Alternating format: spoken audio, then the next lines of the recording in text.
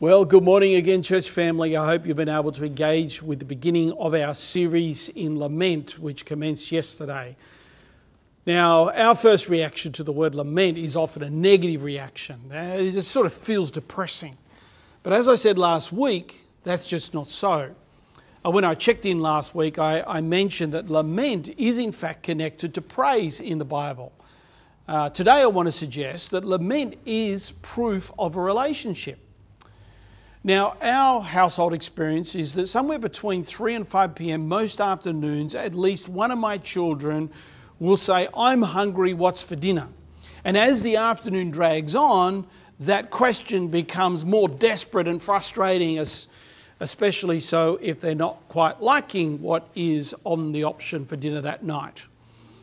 Now, in all the years that I've been a parent, my children have never run outside to the neighbours begging for food and asking them what they're having for dinner and whether they could join them.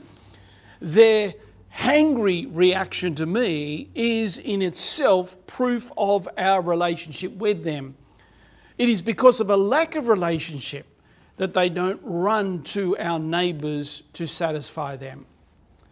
Now, the reverse of this scene is tragically described by Dr. Russell Moore in his book, Adopted for Life. Moore describes going to an orphanage in Russia with his wife as they were in the process of pursuing adoption.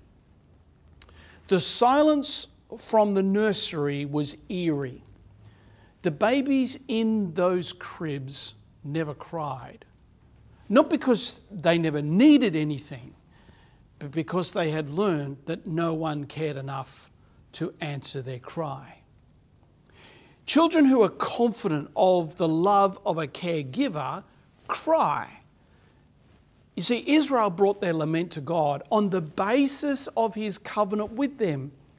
These lament prayers and songs were not vain attempts to try and convince some kind of distant deity to notice them.